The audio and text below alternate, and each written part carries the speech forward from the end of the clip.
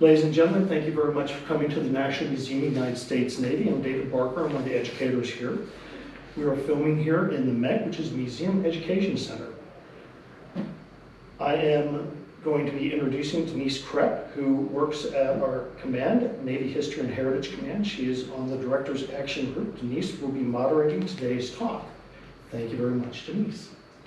So thank you folks for joining us. We're here at the Naval History and Heritage Command. I am super excited to be here today to talk about Asian American Pacific Islander Month. And we've got three lovely individuals here with me today. We have Lieutenant Commander Chow Pan. And Chow, why don't you tell us a little bit about yourself? Where did you go to law school? When did you come into the Navy? And when did you go to Naval Justice School? Sure. So went to law school at University of Pennsylvania. I graduated in 2010, which now seems like a lifetime ago at this point. Let's see, in the Navy, I went to Naval Justice School immediately after law school, so I graduated in April 2011, which means I was in the winter class. I'm a Boston native, so it wasn't too bad. My colleagues didn't have as much of a good time, I guess. It's fun for me. After that, I went to the Naval Legal Service Office, North Central at that time in the Washington Navy Yard, a few blocks down from here, actually, not too far away. Okay. Did defense, legal assistance, the whole NOSO workaround, and then went to Regional Legal Service Office, Naval District, Washington, when the JAG commands realigned. After that, I went to New Orleans to be the station SJA, and then I finished my Navy career out at our Administrative Law Office, OJAG Code 13. And then since then, I've been a civilian and a Navy Reserve officer. As a civilian, I worked at the Department of Justice, and now I'm at the Department of Energy. Wow. That's Okay. I feel like I'm JAG corporal. All right. Well, the second person we have is Lieutenant Catherine, and I'm hopefully I'm going to say Crochetier. Crochetier. Got it, Crochetier. All right, why don't you tell us about yourself? I went to UC Berkeley for undergrad, go Bears, Santa Clara University for law school. California girl, so when I commissioned in 2015 and then went to Naval Justice School in the winter of beginning of 2016, it was very cold and unusual for me. I started my career and did 2 tours in Hawaii. My first tour at Regional Legal Service Office Hawaii is through all of our rotations, trial, command services, and legal assistance. And then I did my second tour follow-on as the staff judge advocate for Joint Base Pearl Harbor Hickam and Pacific Missile Range Facility in Kauai. And then I was the assistant department head for command services and the special assistant United States attorney for the base out there as well. So now I'm here in DC. I'm stationed at the appellate government division, working on appellate cases. Okay, so we have one more, and then I'm going to start asking questions, because that's what we lawyers do, right? All right, the third person is Lieutenant Commander Thomas Au, and why don't you tell us about yourself? Sure. Welcome to everybody. I'm Lieutenant Commander Tom Au. I came to the Navy actually after a short stint as a federal civilian. I started my career after college working for the Federal Trade Commission. I then left for China as a U.S. Fulbright research fellow studying Chinese law and researching Chinese law. After that, I went to law school at Case Western out in Cleveland, Ohio, and joined the Navy from there. As part of the Navy, I have had the great opportunity to serve both overseas and here in CONUS. I did my first tour in Naples, Italy, as what was then part of Regional Naval Service Office, Europe, Africa, Southeast Asia, and then I also did some work while I was at that office with certain NATO commands. And then turning back to DC, I was cross-assigned here at the Yard, working in JAG headquarters and also with another office in the Pentagon. So we've got a variety, sounds like we've got a little bit of Fed experience, well, a lot of Fed experience, both civilian and military. Variety of people, places coming into California, a little different than Boston and Newport. Okay, got it. But here's the question I always ask people. Why did you come into the military? And I have to explain the answer, or sorry, explain the question. When I came into the military in '98, the military was not allowed on my campus. I went to the University of Miami. The military was verboten, they couldn't come in. So I've got a couple of questions. One, was the military allowed on your campus when you were in law school? And 2, why did you join the military? And 3, because I know how my own parents reacted, what did your parents say when you came home? You're like, guess what? I'm joining the military. So anybody who wants to go first? Sure. The Well, to start off, the military was allowed on my law school campus and actually had a pretty robust presence. We had one Coast Guard officer that was what we call law education program with Coast Guard funds. You had to become a lawyer in the school. We also had a number of courses that allowed us to do kind of externships with what was in the Office of Military Commissions, still is, the prosecution side, and so we also had like an externship program with the Coast Guard station that's in Cleveland itself. So there was a lot of military presence there. You know, for me, why I joined the Navy? There's a few reasons, but I think the top two are, you know, the desire to serve, and also, you know, I think it's important to kind of I wanted to give back find a way to give back to the country in a way that has, you know, given so much here. You know, we all have individual stories with this, but, you know, I go back to both my grandfathers served in World War II.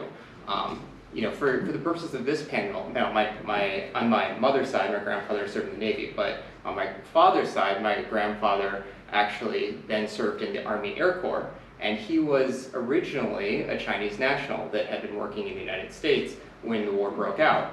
And then he asked for sponsorship to serve in the Army, and he enlisted, and we've actually been starting to look into this a little bit further, but we think that he served in the 14th Air Service Group. So it's one of the components that is more broadly known as part of the Flying Tigers, that kind of umbrella, wow, right? Up through Burma, up through China is what we understand. And through that process, he became a U.S. citizen, moved back to New York, and, you know, opened a restaurant, and you know, I think that's important to honor that heritage as well. Did you ever talk to your grandfather about his military service? He passed before I was born, just a couple of years. Okay. So we have some mementos of his, and we have some stories that have been passed down through his wife and through his kids. Okay, so when you told your parents, what they say? Did they say go Navy, or did they say why didn't you go to the Army? just curious, which one were they happy about? Well, actually, my parents, having grown up in the Vietnam generation, like had a different reaction. They were supportive, for sure, but they didn't have personal experience with what that would mean, and I think their experience growing up about what military service was mean was, I think, framed a lot of their viewpoints. So I think they were supportive, but like I think any parent concerned, and so they're just trying to balance those things. Okay, that makes sense. And why don't we talk a little bit more background, but then we're going to bring in Ray Knight here in just a second, because that's a really important case to talk about. But want to go ahead? Yeah, so my undergrad and law school both had ROTC programs. I never tried to be a part of those programs. I'm small by nature. I'm 4'10", 4'11", depending on what shoes I wear. But I never thought, you know, going through school that I would be strong enough for the military, or the right size, or capable enough for the military. And it wasn't actually until law school when I spoke to recruiters from the JAG Corps who, you know, kind of dispelled that myth and explained, you know, that the boot camp you see on TV is not exactly the same as what lawyers go through at officer development school. And they were right. I made it just fine. My parents were very excited when they found out that I would be going into the military. My husband is former Coast Guard. He joined the Coast Guard shortly before I got my commission, and then my sister followed up soon afterwards, within the same year, enlisting in the Coast Guard as well. So, you know, we went from a family with no military history to one where two of our four siblings are on active duty now. And for me, and I think for my sister as well, service has been so important to my identity, because my parents were refugees during the Vietnam War. So both my mom and my dad came to the United States as refugees when they were children. My mom was about 13, and I think my dad was about 15 or so. They came with their families to the United States and went through a lot of hardship, not just getting here, but making something of themselves since coming here. So for me, you know, growing up, service has always been a big part of all of our identity, giving back to the community, and doing what we can. So it's been a privilege for me to be a part of a mission where we're preserving, we're supporting democracy around the world, and that's really just one of the strongest reasons that I'm here in the JAG Corps today. All right, Lieutenant Commander, what's your story? Sure, I think kind of similar to both of you actually. So I was born in China, and as we were talking for our pre-meeting call, I was born in Beijing and actually lived in Beijing during Tiananmen Square. And I vaguely remember seeing like tanks rolling down the street, and I was 4 years old, so to me that was super amusing to see. I love tanks and buses and cars and planes because I was a 4-year-old. I didn't know what was going on, so I was like, oh, this is super cool. And tanks are actually moving. I've never seen moving tanks. And so it seemed super interesting at the time. And well, obviously, what happened there happened. And my parents were, at that point, my mom was still in China and my dad was already studying abroad in America. So we went to go visit my dad in America very shortly thereafter. And we stayed there and kept renewing our visa over and over and over again until I eventually naturalized, when my parents naturalized. And throughout my, I guess, early to late high school years, I got more curious about the world, and you want to find out what happened, and you want to find out more about the world, your place in the world, and why the world is the way it is, and you learn more about things like what happened in Tiananmen Square and the violence there and the massacre there. And at some point, I realized that, look, at the end of the day, the United States has given me so many more opportunities, so many more possibilities than I could have ever had my life turned out differently. Through no work of my own. My parents were here, so I was just lucky that they were able to give me those opportunities. But I felt like a lot of it was that the United States gave me a lot of opportunities, and I wanted, like Tom and Catherine, to kind of give back for that. And of course, giving back, I think we all have lots of options, right? The military is one option, but it's certainly not the only one. There's other federal service, you volunteer work, you can do lots of things. But for me, the way I analyzed it was, I looked at kind of the different ways I could serve. And while the military isn't the only thing that makes America kind of what it is, and what I still think is a kind of a shining light upon a hill, it's not the only thing that makes America that positive force for the world. But to me, it was a necessary, if not sufficient, condition. If tomorrow the military didn't exist, I'm not sure the United States would exist. Whereas, I work for the Department of Justice, I have friends that work for state, there's lots of other opportunities to give back. If the State Department didn't exist tomorrow, I think the United States would be lesser for it, but I think it would still exist. I think we would still exist, and we could still kind of mosey along, for lack of a better term. So I felt the military was kind of one of the better ways to give back, or the more vital ways to give back. Now, that's just the military. Why do I want to become a lawyer? That's the second half, right? And that's where the more selfish intellectual curiosity came about. Because when I was ending my college career and about to figure out what I wanted to do with my life, a lot of the Guantanamo Bay cases were coming down. Hamdan and Hamdi were just coming down at the time. And that seemed super interesting to me. And that seemed super interesting not only as a matter of legal discourse, but it was interesting as a reflection of who we are as a society, I think, when we're in this kind of new world, this post 9/11 world, right, and how we're going to deal with it, and how law plays into that, or still plays into that. It's a different way that we have dealt with it than I think a lot of other societies would have done. And I don't think we've always gotten it right, of course, but I think the fact that we do try makes a big difference. And so I looked at those cases and I saw that, hey, Guantanamo Bay is a Navy base, and a lot of those lawyers are all Navy people, so I really wanted to get involved in that. And applied to law school, was lucky to get in, and then that's kind of what I wanted. That was my my law school admissions essay, basically. That's the stuff I want to do. And I was lucky enough to eventually get in. To your actual question, the military was allowed on campus. I didn't see them a whole lot, honestly, though. I think there was at least one ROTC detachment on campus, but we were at the law school, so they didn't really come over much or anything. They were definitely allowed to recruit. To be honest, I'm not super sure how popular they were, but they existed. Okay. Well, one of the conversations we had in advance of this presentation was about a couple of cases. So there, Catherine had shared, I go through my paperwork here, an article that Okay, I'm gonna find it, okay. So there was an article that was entitled AAPI Service to the United States has been documented since 1812. As I read the article, thank you very much, you shared it. And then I read and I went, huh, there's some interesting legal cases in here that I don't think I've seen since I went to law school. And one of those cases was In Re Knight. You know, and when I read In Re Knight, I think I was probably, I don't know, maybe like 3 months into law school, and I was like, gotta memorize it. But I don't think I fully understood it in the connection to the Navy until reading it yesterday. And so for folks who are curious, like, why is Denise referencing In Re Knight? In Re Knight was a case that came up in the about 1909, and it dealt with an individual who was born under the British flag, and his father was a British citizen, his mother was half Chinese and half Japanese. And he had started serving in the Navy in the late 1890s.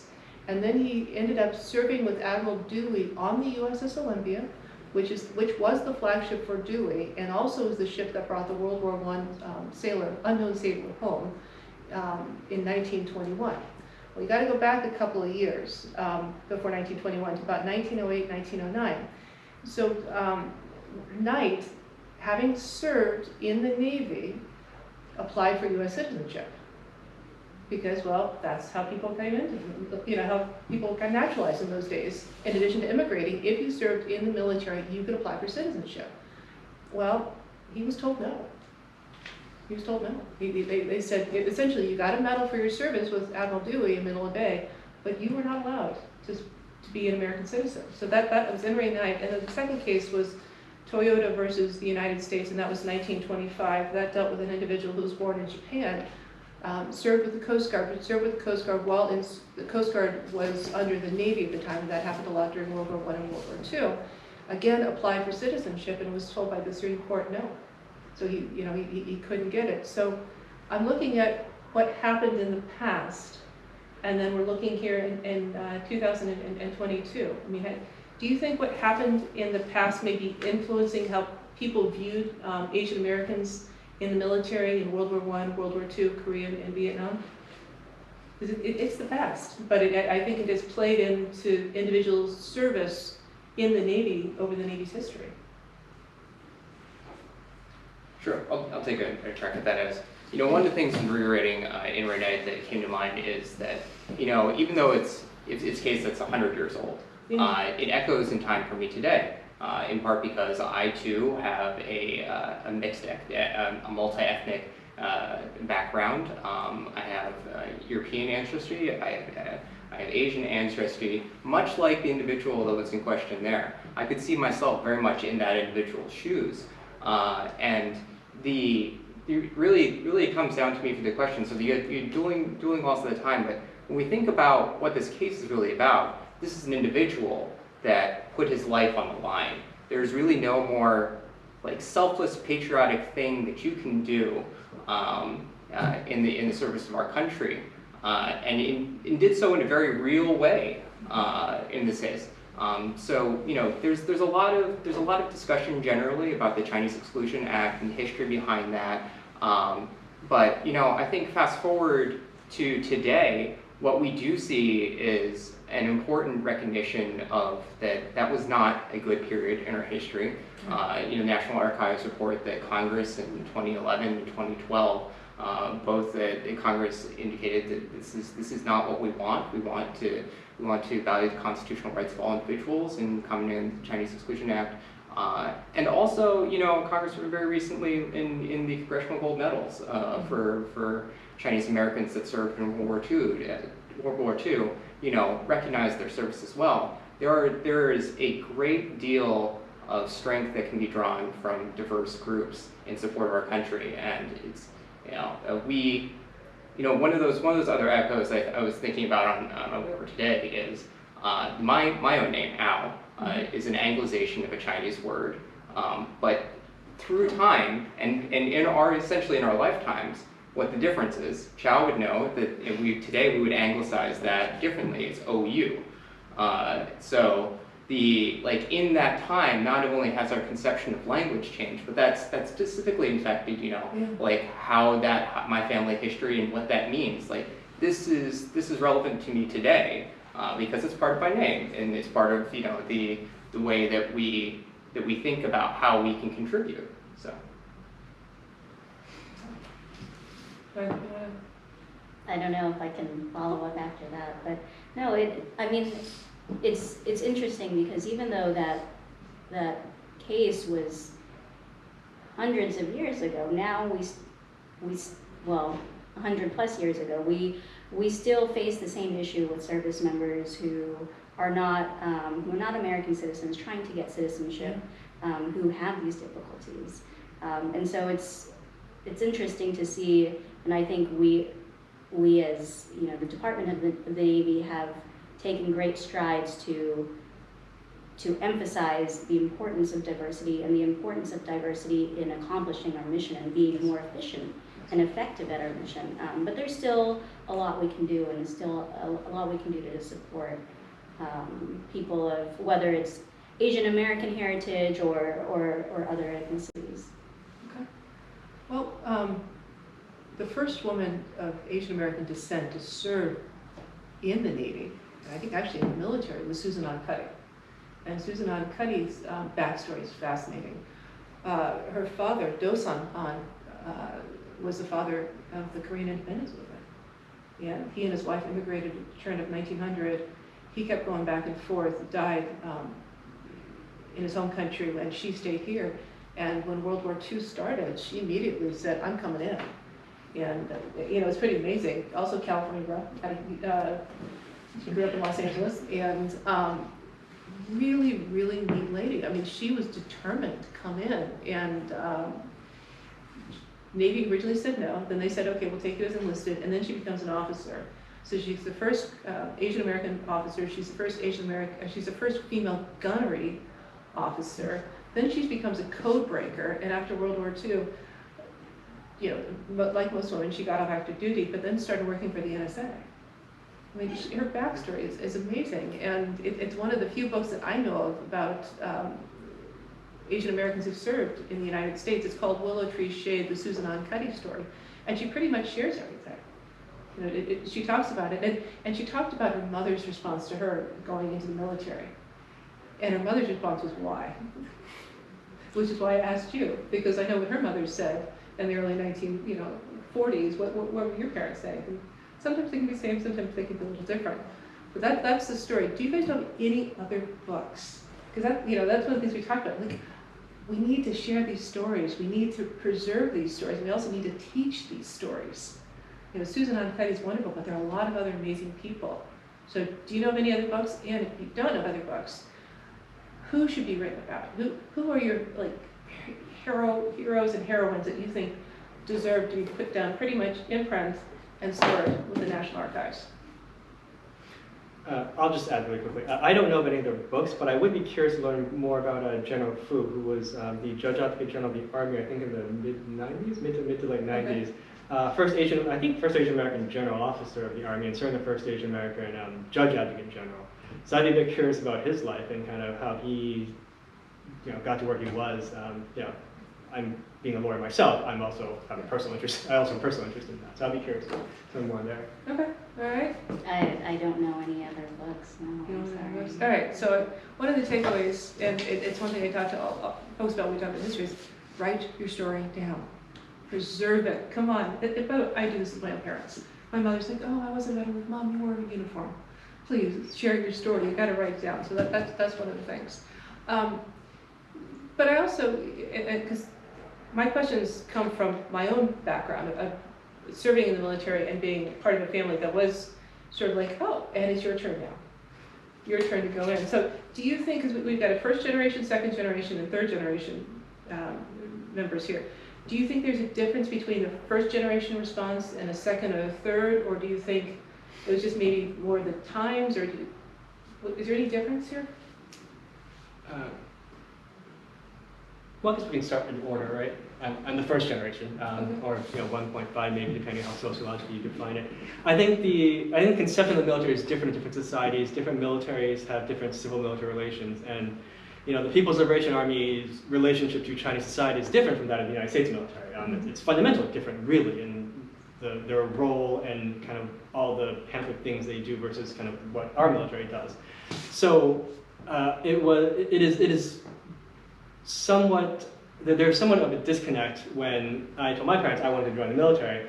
Their cultural context of the military is what the People's Liberation Army does, and it was unclear for them that the American military has a different relationship to society than the PLA does, and that they all wear uniforms, they all have guns and ships and stuff, but that fundamental difference about what their role is in society and what their role is outside of society and what they do abroad, it was fundamentally different. Something that I had to kind of explain to them and had to teach them a bit more about. When at the time I wasn't in the military, so I only knew this sort of anyway. This is all my long-winded way of saying my parents were actually very supportive of kind of anything I wanted to do as long as I tried to do well and tried my best at it. Honestly, I was very fortunate that way. So they weren't trying to dissuade me from doing it, but they wanted to kind of understand why I wanted to do it and make sure I had good reasons to do it. And I think it was a good decision at the end of the day. But that disconnect is where we had to kind of bridge that gap between their understanding and kind of my understanding of how the military works in America. Well, you brought up Tiananmen Square, and for folks watching this, I was at Tiananmen Square about 2 weeks after it. Like you, I was very young. It was not a place I expected to see guns, but I saw a lot of guns too myself. Do you think what happened at Tiananmen Square influenced your parents on you going into the military?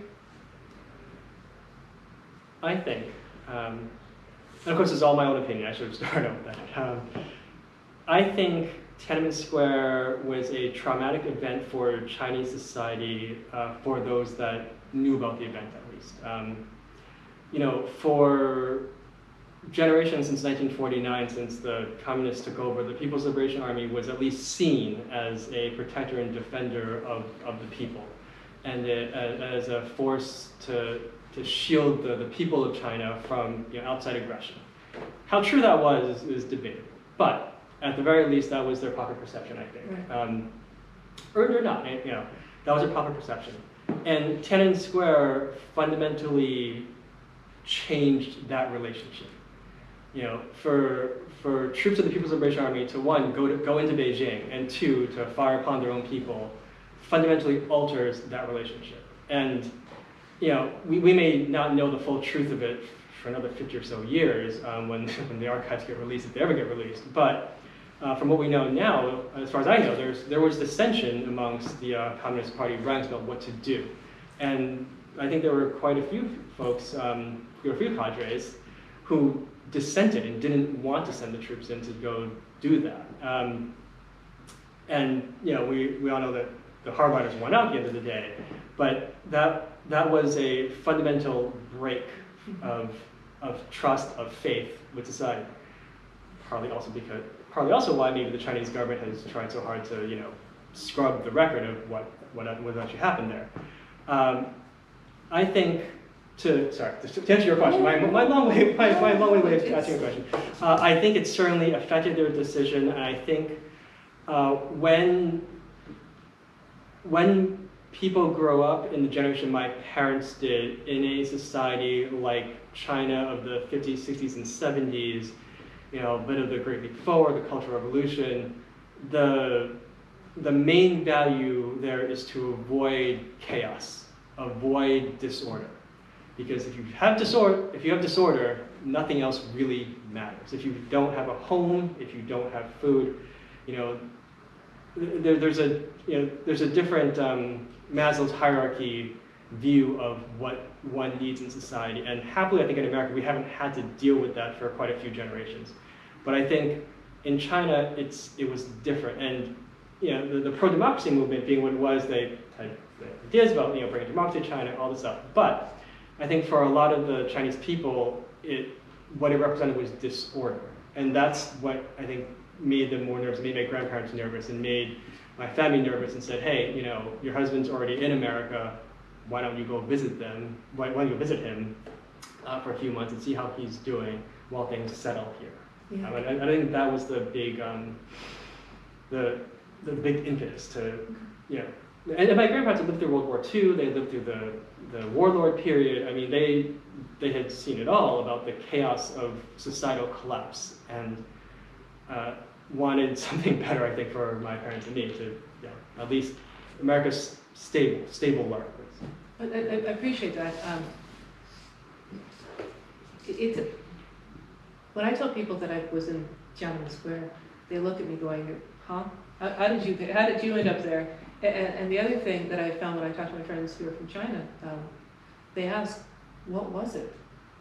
Because I'm like the living history of it, because I saw it and I could share, because I remember landing in Beijing and being told you leave all the magazines on, and then going through the streets, and by the way, I was 16 at the time, never realized that what I, you know, sunk in here that I would then share, but it was part of US history, but it was also Asian history as well. And so I appreciate you telling me this, because it's a perspective I hadn't heard before, so thank you very much.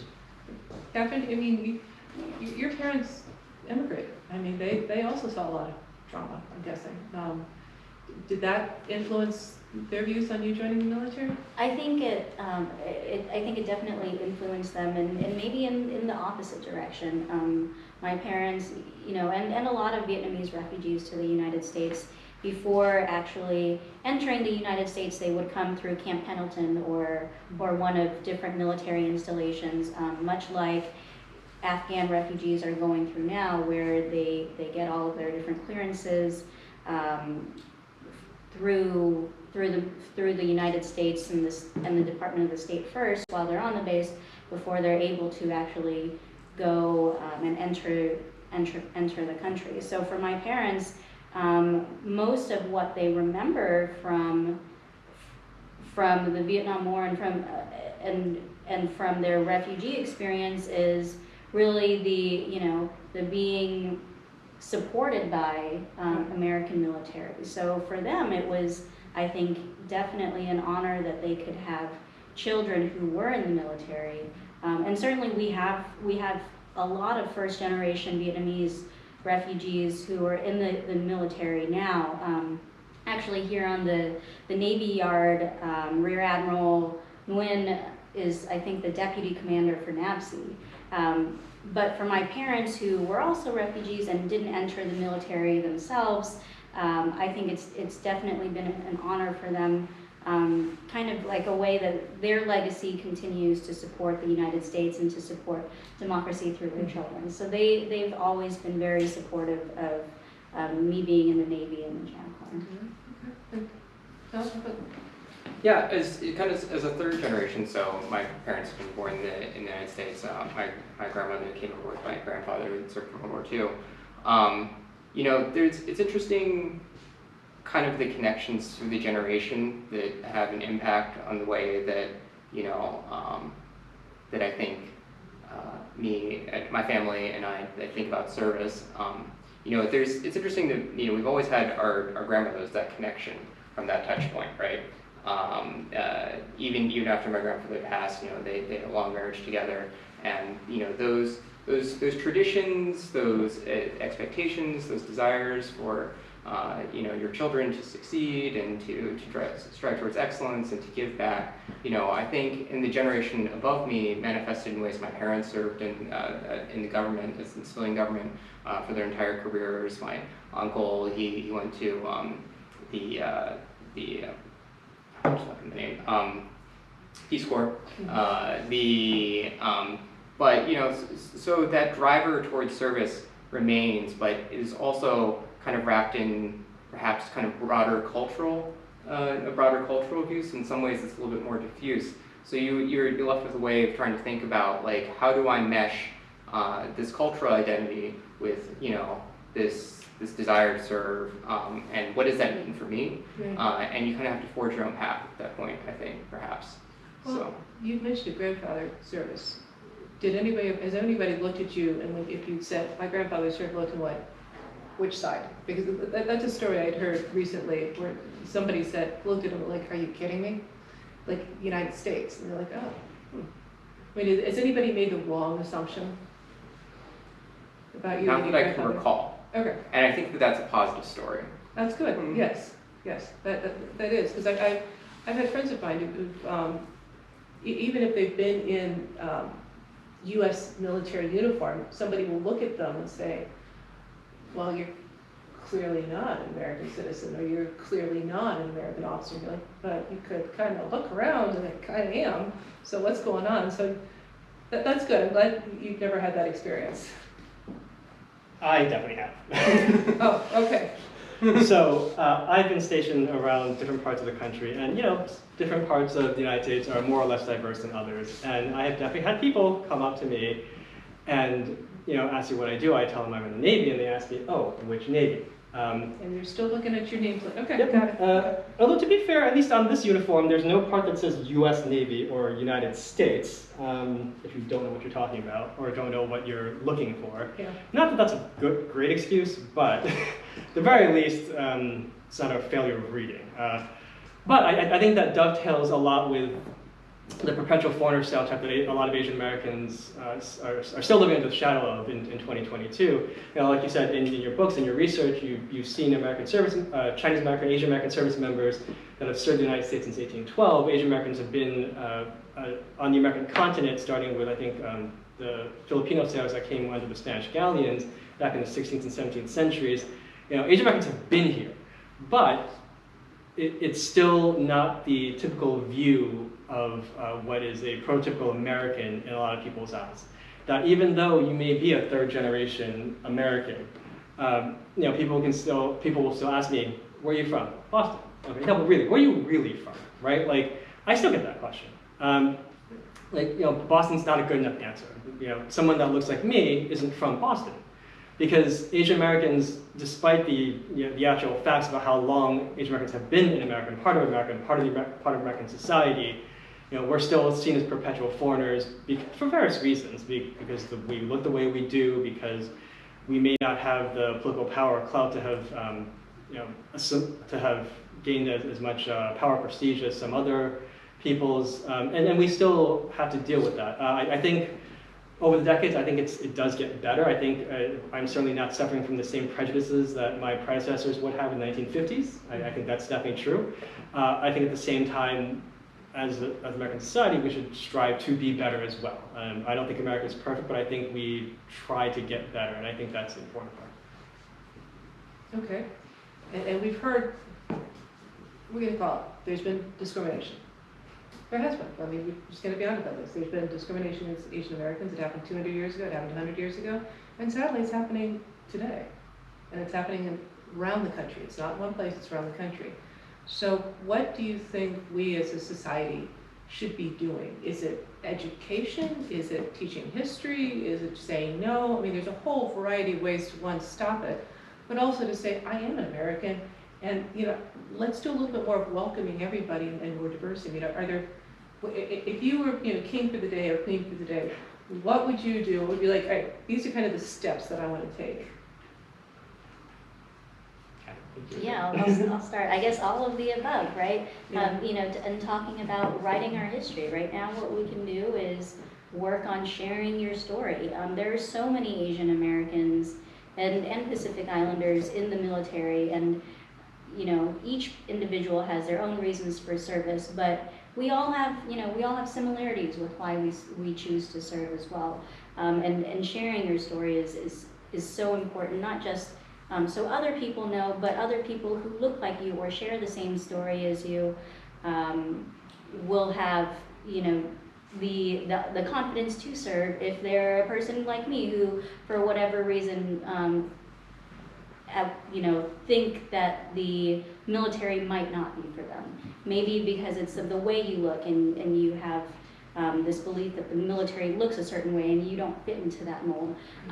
But it is so important to share our stories, and part of that includes in teaching history, but also sharing what's happening now and how much has changed. Okay.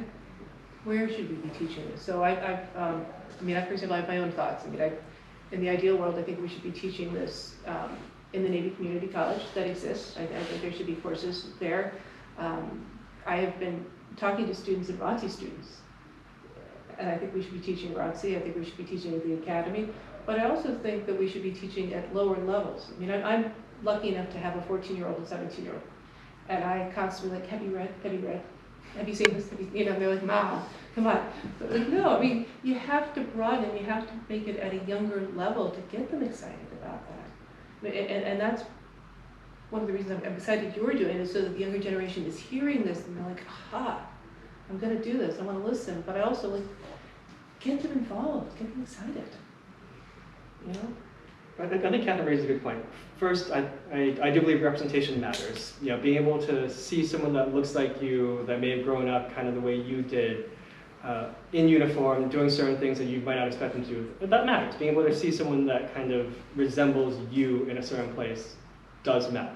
Because otherwise you think, well, that's not really for me. That's not really for the kind of person I am. And this isn't necessarily just race or gender, but through all aspects of one's identity. Class, race, gender certainly matters, but geography, things like that matter as well, I think. To your point about education, I think education is a necessary but not sufficient solution. I think at the very baseline, we need to do a better job of just teaching history and need to do a better job of instilling that in the American education system. And teaching American history, warts and all. We've done great things as a country. We liberated Europe. We liberated a bunch of Asia, right? We've done great things as a country. But we should also look back on ourselves critically as well. We also had slavery. We also had Jim Crow. We passed the Chinese Exclusion Act. We didn't repeal that until 1943. The Immigration Act of, I think it was 1963 or 64, didn't really change a whole lot of East Asian immigration until well into the 60s, in living memory. And it's not passing judgment one way or the other, but it is merely saying, this is what we did. And giving it the context of why we did. And we've seen court cases, law has often been used as a tool to perpetuate certain norms that were either explicitly disadvantageous or de facto disadvantageous to certain communities. In Ray Knight is a good example of the very overt discrimination, but there are also ways that law gets used to merely kind of freeze time and freeze the current socioeconomic state of the world so that there's less mobility, less social mobility, less economic mobility, less even geographical mobility in some cases, to be able to change certain things. And I think, in addition to the education, I think there needs to be an understanding of the socio-legal context and infrastructure of America and how things work. This is the king for a day, right, where I have an infinite amount of money, hopefully, and can still do this, and can fund great teachers and pay teachers what they deserve, and, actually solve these issues. But I think it's a work that'll take a few generations at least, in my view. I don't think this changes overnight. One of the great things about America is that we're not as tightly bound by our history as a lot of other societies are, but one of the problems with America is that we are not as tightly tethered to our history as a lot of other societies are. And I think we could do a better job of looking back and understanding that and looking around and seeing, life in January 2022 isn't just status quo neutral, or just life in May 2022 isn't just the default. Things are like this for a reason. The chairs are here for a reason in this room. You're here for a reason in this room. We all just didn't appear today and had just an equal opportunity at everything. We all had some people have good opportunities, some people have better opportunities than others, and we should recognize that and accept that and try to adjust that if we need, and if we determine that that's not a good way to organize a society. That's a long way to this. No, it sounded to me like it's going to take time, and it's going to take a lot of people. It's not one person that changes it, right? It'll take time. Okay. Well, you guys have been gracious with your time, and for that I appreciate it. Are there questions I haven't asked? I was asked that you want me to ask. Is there something you want to share that I haven't said, all right, please share this? Are there football teams that you would like to endorse? I think I heard something earlier. As the ethics attorney in the room, I'll tell you don't endorse. Okay, I'm so sorry. But is there anything else you'd like to pass on to the folks watching? I think you had some traffic in emails that were good points, but I had forgotten what they were. Well, a couple of things, and what I'm hearing, and we've been talking about, I'll summarize. One, Catherine was encouraging a lot of people to start putting their stories down in writing, and by the way, not only is it writing, but you have to actually put it in libraries. And each service has its own library. So the Naval History and Heritage Command has a library that's 220 years old. So please, if you write a book, get it published, and put it in the library. So that's the first part. So we gotta do that. Second, oral histories. You were talking about a general that was in the Army, right?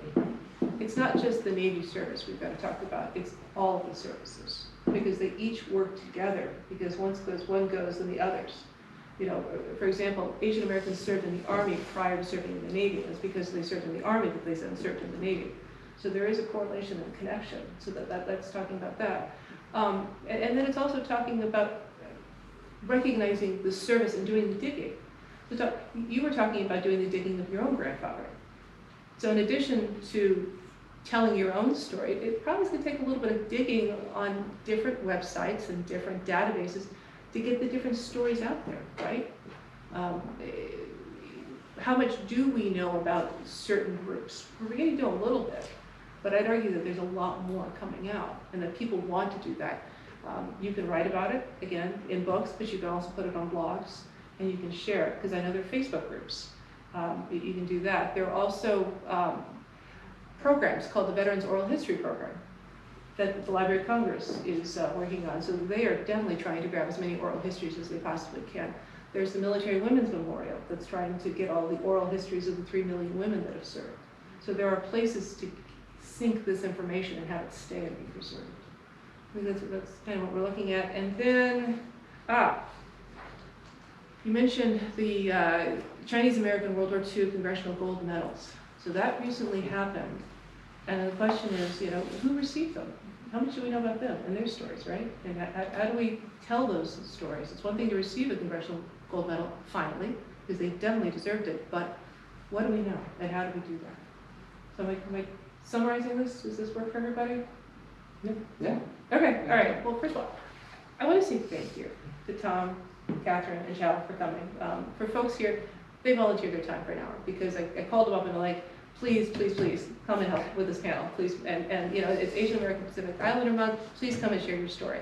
So I want to say thank you very much for doing that and for visiting the Naval History and Heritage Command and our museum and just taking your time out today just to be with us and to share your story. So thank you very much. Well, thanks for having us. I'm actually very surprised that the whole hour's gone by already. It has. So I want to say thank you very much. And for those who are watching, wherever you are in the world, we already have people that have volunteered for next year, because we're going to be doing these brown bag lunches over the next couple of months, the next couple of years, so that people can share their story of service. And quite frankly, it is a story of service. And that's what's important. So I'm just grateful to everybody for your service today. So thank you. All right, David.